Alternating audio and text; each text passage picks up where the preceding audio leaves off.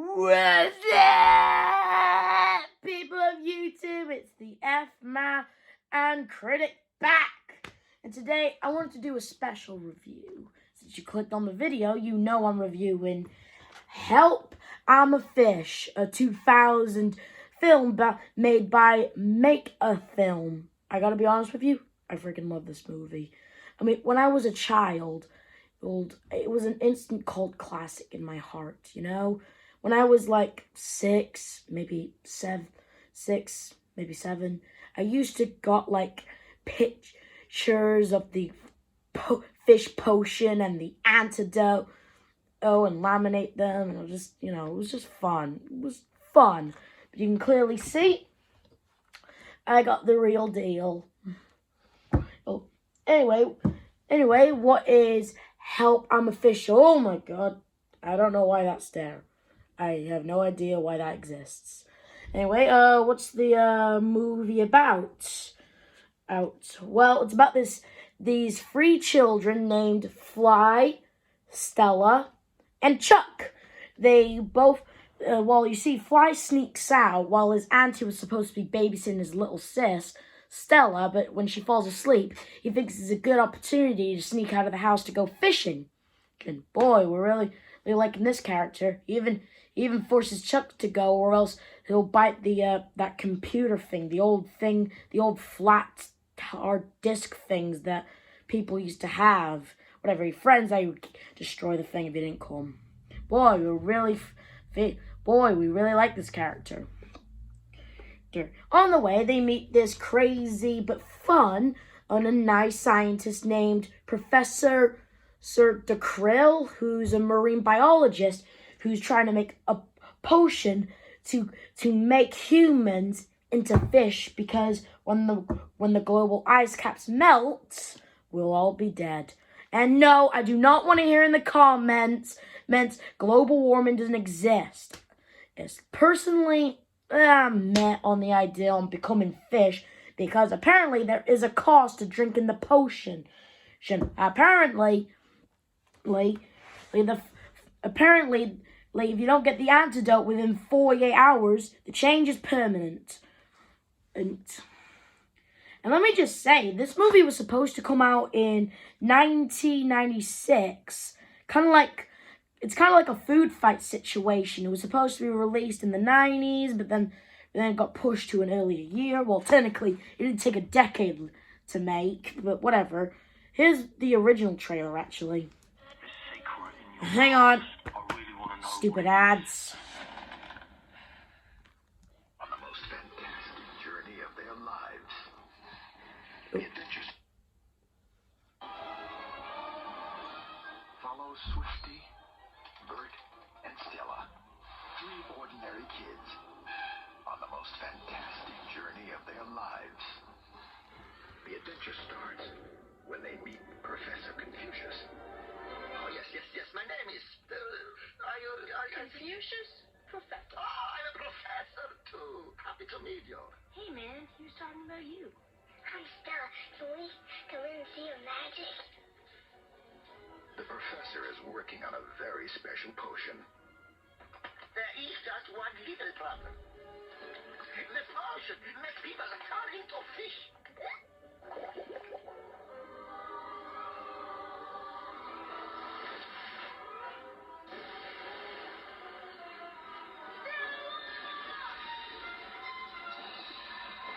It's too dangerous.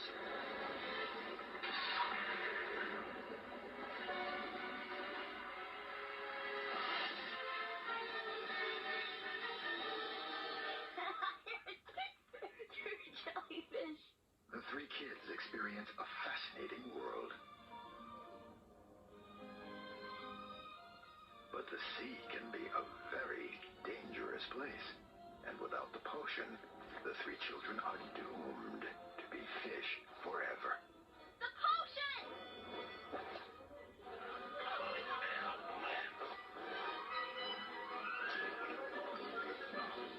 What was that? What was that sound?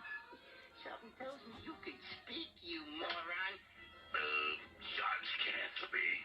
But then shut up. Wonderful. I can speak. Now age still rules around here.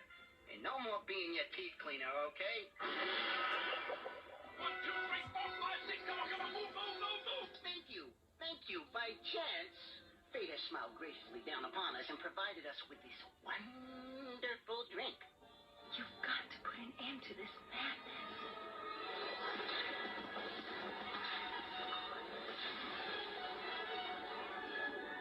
Say your prayers, fish face. Hasta la vista.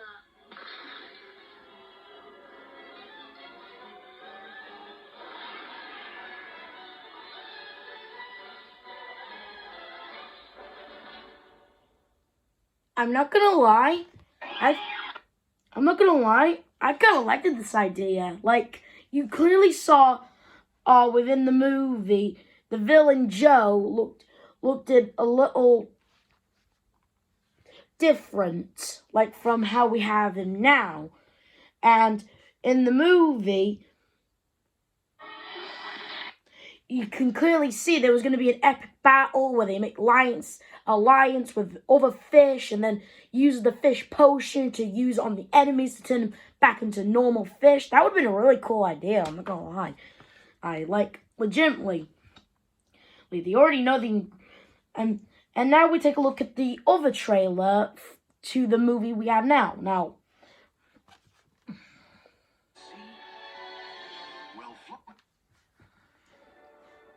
Have you ever wondered what it would be like to see the world under the sea? Well, Fly and his friends are about to find out. Joe, come on over. Give me a hand. Little fishy. Run. The tide. They stumble into a secret You can clearly tell the voices are different and the names are different. Let me show you how to mix fish potion. and drink a potion that sends them into the ocean. Stop! Wait! If you don't get the antidote within 48 hours, you'll be a fish forever! Stella!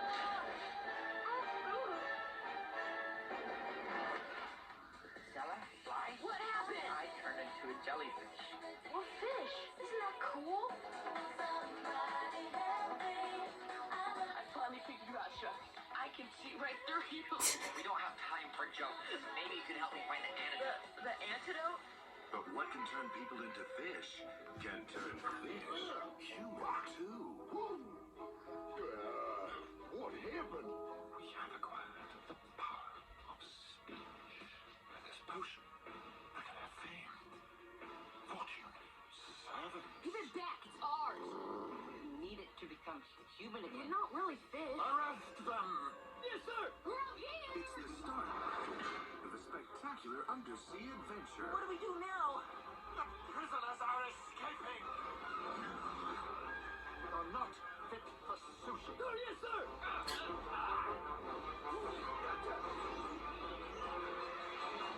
Attention! Magical musical fish-tastical fantasy, starring the voice talents of Alan Rickman and Terry Jones. What do we do now? What do you want from us? Help! I'm a fish. Chuck, chew up that useless crab and eat yourself when you're finished.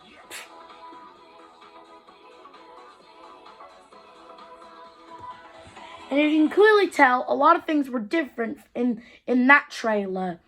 Joe looked like a fish version of the Joker.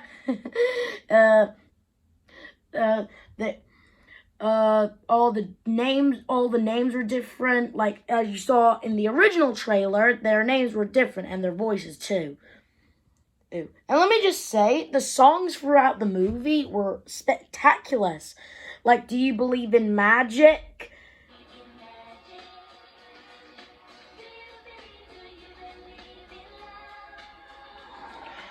Or the Intelligence song.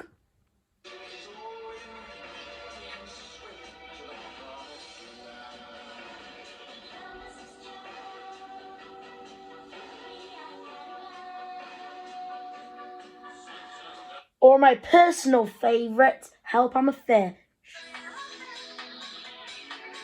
Or I'm a little fish or whatever. I'm just gonna be honest with you, this song will freaking burrow itself into your brain.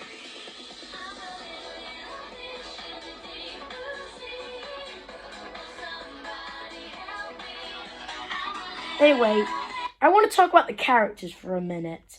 Now, Chuck, he's a nerdy, kid who just wants to be human again, and then he has to keep, and he's fed up with his cousin and his silly antics, but does learn eventually, to let loose a little. I mean, throughout the movie, he learns that it's okay to be fun, but at the same time be serious, because, he goes out of, and he learns to not be scared, because at the beginning of the movie, he was spineless, but then, throughout the movie, we see him punch piranhas.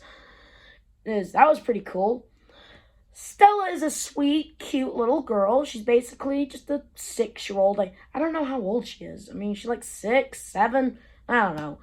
Oh, she makes friends with a seahorse she names herself Sasha, who became her own personal little playmate, who eventually becomes her own personal pony at the end.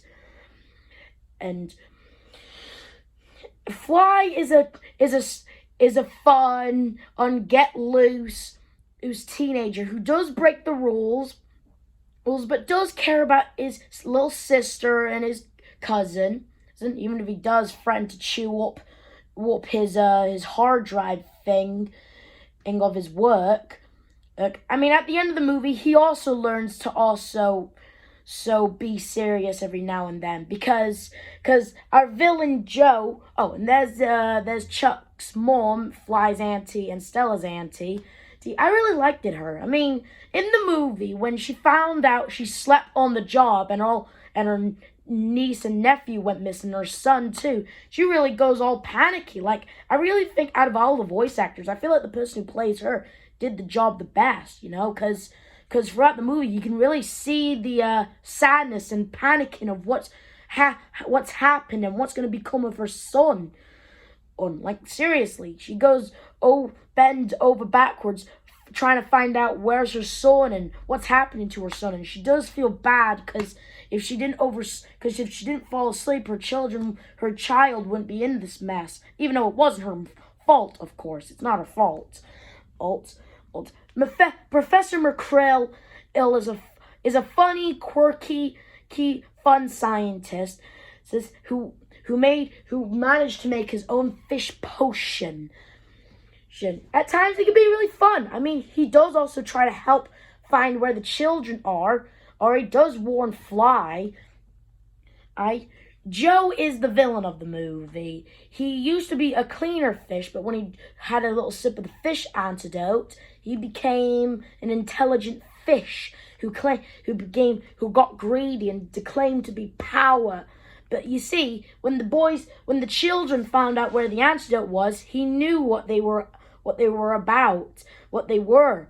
So he wanted them to make more for him, even though he wouldn't budge with letting them have some. Even though, if you ask me, Fly's personality, he sometimes swindles every now and then.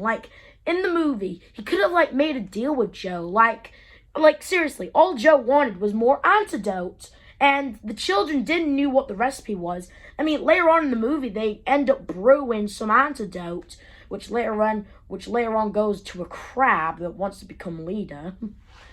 I don't know why the deal was. If I was Fly, I would have told Joe that, listen, Joe, we know where we can get you more antidote.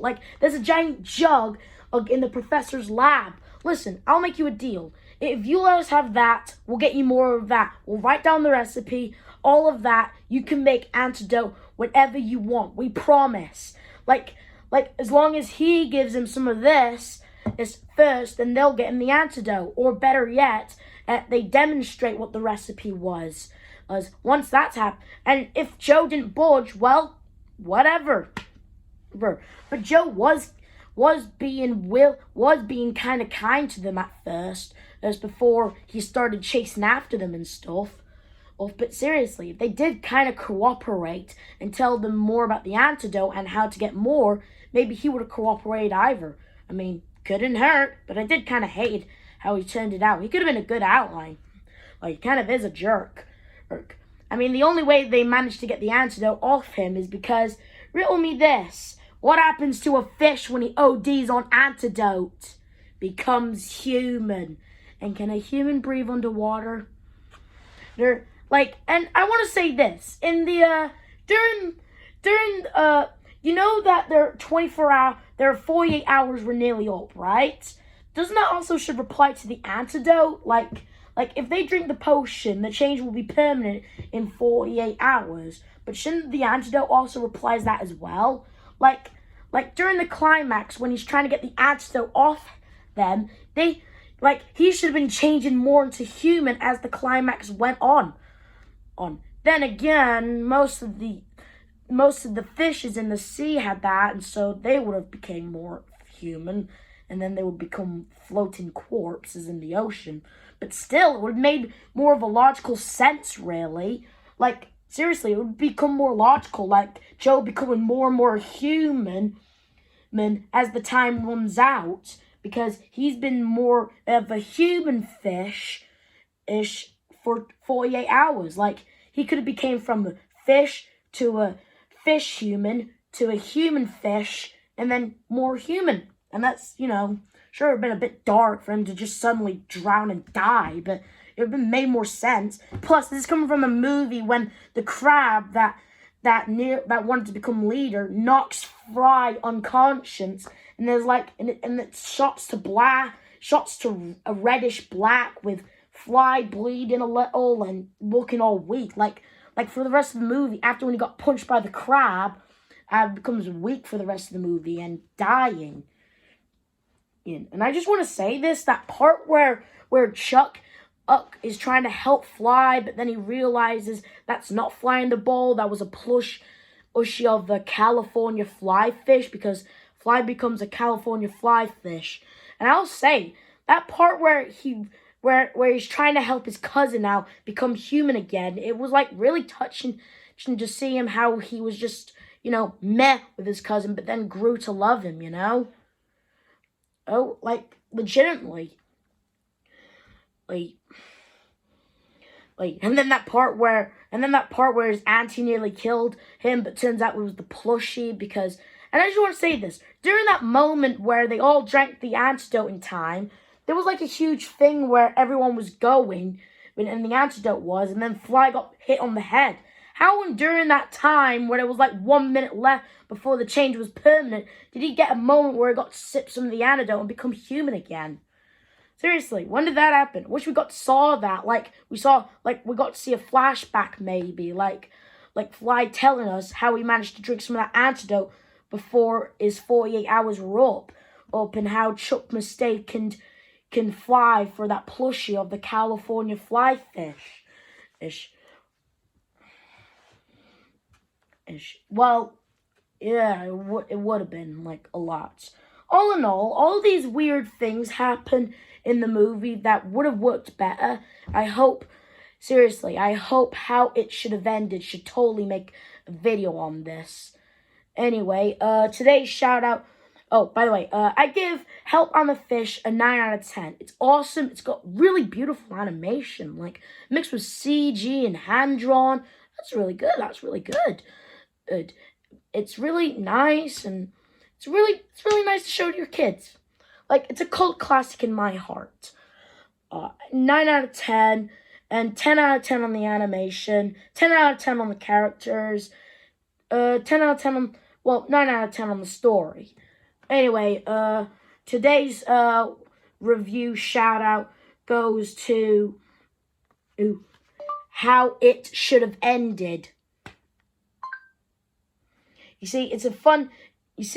How It Should Have Ended is a fun YouTube channel where they take movies, but they show us in a perspective of how they should have ended.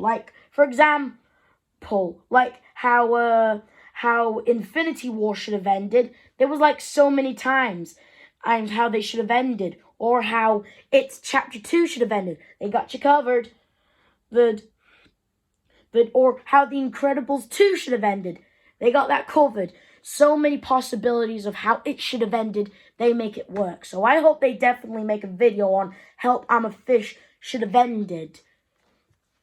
I just got one thing to say to Joe. I'll just put it right here. That'd be nice. I just want to say this to Joe.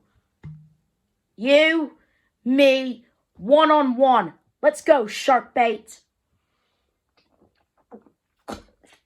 Anyway, like, subscribe, and, well, you can really taste the eggs.